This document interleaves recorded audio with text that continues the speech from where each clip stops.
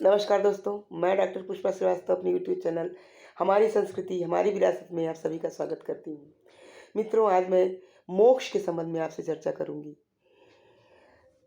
महर्षि पतंजलि ने अपने योग सूत्र भाष्य में कहा है, तदा द्रष्टु स्वरूपे अवस्थानम, अर्थात जीवात्मा की अपने वास्तविक स्वरूप में अवस्थिति ही मोक्ष है। जीवात्मा इस सांसारिक जीव जगत को अपना मानता है, वह अपने वास्तविक स्वरूप को भुला दिया रहता है। उसी वास्तविक स्वरूप को पहचानना और उसमें अवस्थित हो जाना ही मोक्ष है। मोक्ष की गणना हमारे पुरुषार्थ चतुष्टय में की गई है। धर्म, अर्थ, काम और मोक्ष, प्रत्येक व्यक्ति का अधिकार है मोक्ष को प्राप्त करना।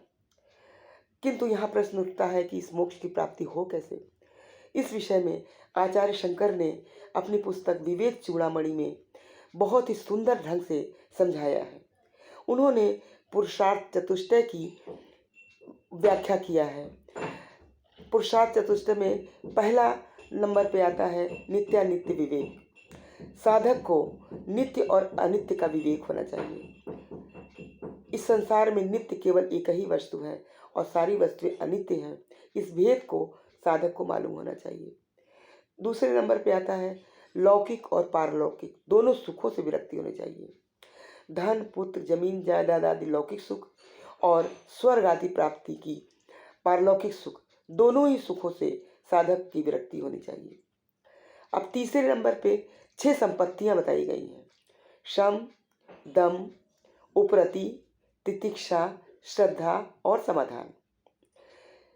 सम का मतलब होता है अपने मन को नियंत्रित रखना, इधर उधर नहीं भागने देना, विषयों में नहीं भागने देना। इंद्रियों को अपने विषय में नहीं भागने देना।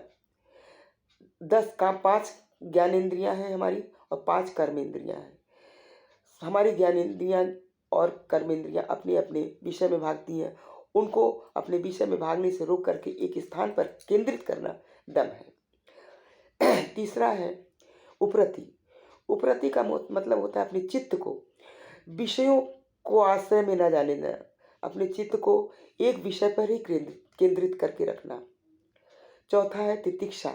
तितिक्षा का मतलब होता है दुखों को, कष्टों को सहन करने की शक्ति अपने अंदर होना।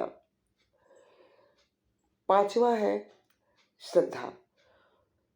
गुरु की वाक्य के ऊपर, स्वाध्याय में कहे गए उपदेशों के प्रति श्रद्धा होना। और छठवां है समाधान, मतलब अपने मन को एक जगह केंद्रित करके निरंतर उसी का ध्यान करते रहना।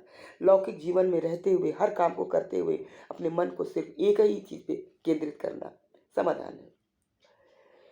पुरुषार्थ चतुष्टय में चौथा पुरुषार्थ है मुमुक्षुता। मुमुक्षुता मतलब होता है साधक के अंदर मोक्ष की कामना होनी चाहिए।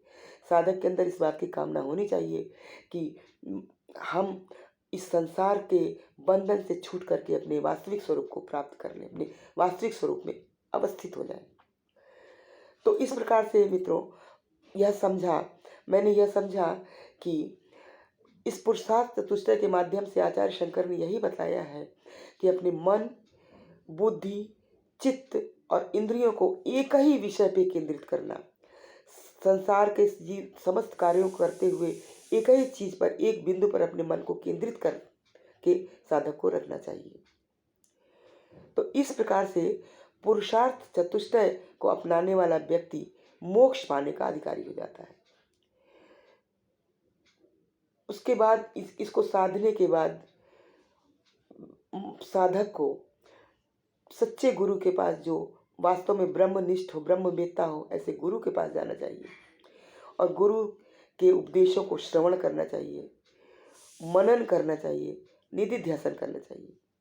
श्रवण का मतलब उनके उपदेशों को सुने, उनका मनन करते रहे हमेशा, और निधिध्यासन उनका हमेशा ध्यान करते रहे। ऐसा करने वाला व्यक्ति अपने वास्तविक स्वरूप को अवश्य ही प्राप्त हो जाता है और उसे मोक्ष प्राप्त हो जाती है।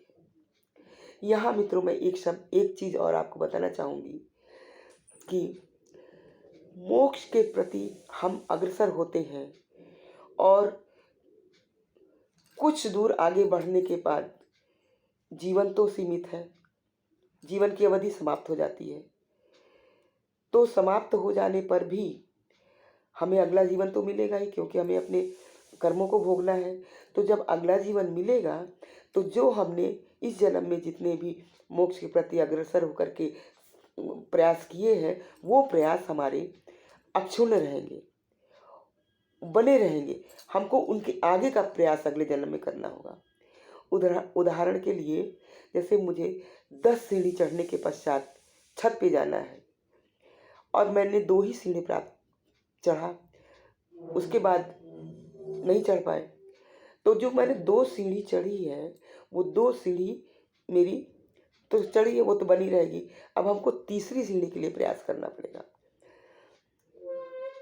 मेरे कहने का मतलब ये है कि प्रत्येक मनुष्य को इस ओर अग्रसर होना चाहिए। धर्म, अर्थ, काम के साथ मोक्ष की कामना करते रहना चाहिए और उसके लिए प्रयासरत होना चाहिए। धन्यवाद मित्रों।